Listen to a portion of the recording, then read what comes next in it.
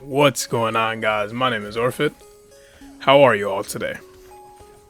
In this video, I am going to be giving a first impressions on Spider-Man Miles Morales. I will state that I've played the PlayStation 5 version, and to begin, the game offers two different modes: a performance mode that runs at 60 frames and a dynamic resolution that targets near 4K, and the fidelity mode runs at 30 frames and it does do 4K with some temporal injection techniques to get like an even higher image quality, and it also has ray tracing. That's the biggest thing.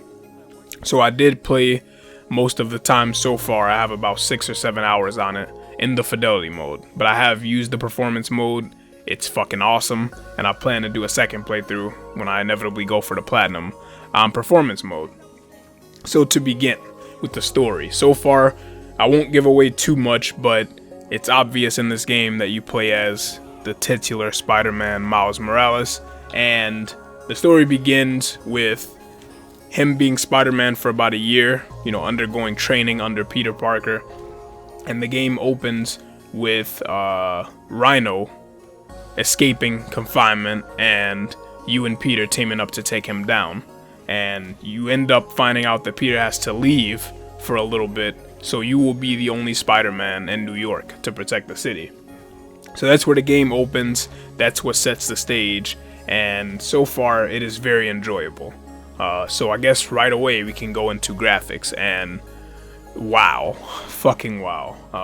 When I played Final Fantasy VII Remake on PS4 earlier this year, that game had some of the best character models I had ever seen as far as fidelity and detail.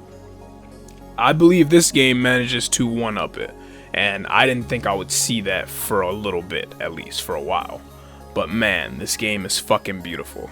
The character models on these characters is absolutely insane. The detail on skin, you can see individual pores, you can see, hair follicles.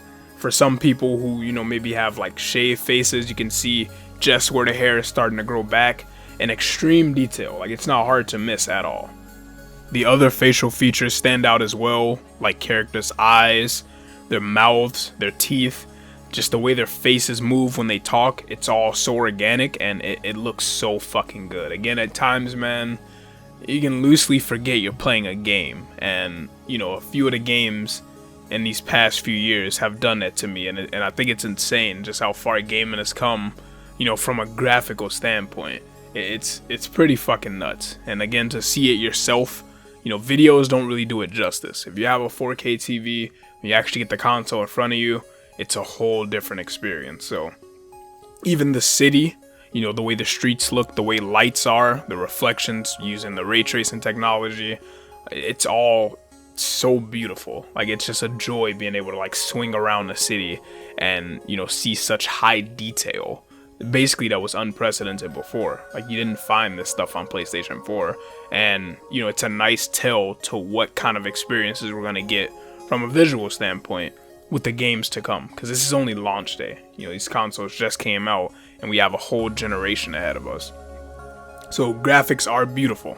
I think you can see that as well just from watching the gameplay. And speaking of gameplay, that is going to be the next thing that we talk about. Miles Morales, man. I think everything that was meant to differentiate him from Peter, and his movements, the way he's kind of not yet seasoned, he's still very rookie when it comes to being Spider-Man and what it means to take on that mantle. Being mainly, like I said, his movements and his fighting styles and his powers. That's the big separation. Those are my favorite parts of him. So I believe Insomniac did a fantastic job at making him feel like a different character to play. I think that was one of their biggest jobs, was how do we separate him from Spider-Man, because they are both Spider-Man, but there are inherent differences with them. A lot of differences. For starters, Miles has different powers than Peter. He has bioelectricity, and he has the ability to camouflage, things that Peter does not, and they make great use of those in this game from what I've played so far. The Venom abilities stand out by far as some of my favorite things to do in the game. The Venom punch is so fucking satisfying. You even get more upgrades to it later. So in the beginning, it's kind of basic. You have the 1 bar to use a variety of Venom abilities with, and later on it opens up to give you more bars, more ways to generate the Venom, more ways to apply it. And what it does is it acts as a debuff, so it makes enemies take more damage, and you are gonna have to use it properly, because I played on the spectacular difficulty, which is the hardest difficulty, and enemies are a lot tankier than they were in the first Spider-Man. Also, their tactics, they're much better at fighting you.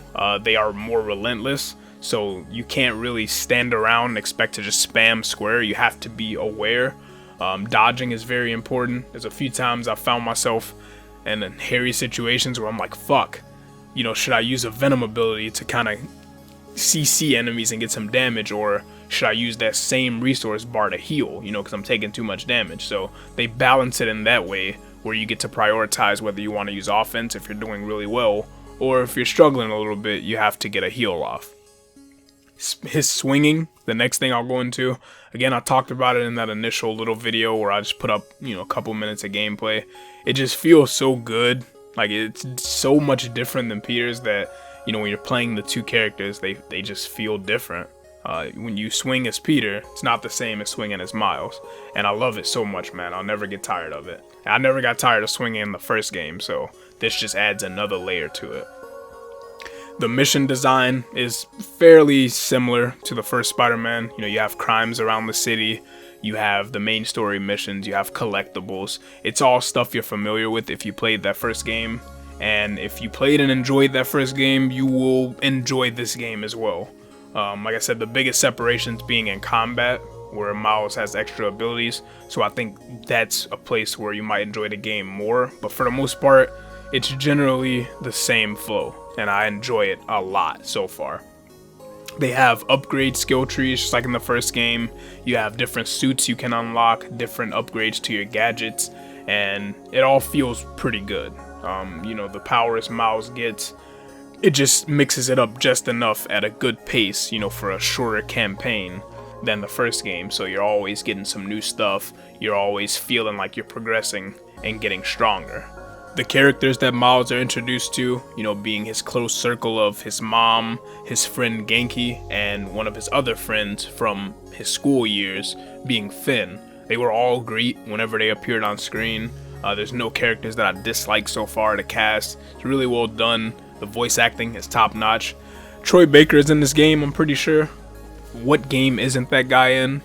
But the characters are really well done. Like I said, they animate really well, they're likable, and the story so far is enjoyable. I'm gonna try to finish it up soon, maybe get out a proper review, but this video was just, you know, my overall impressions from about 6 hours of playtime.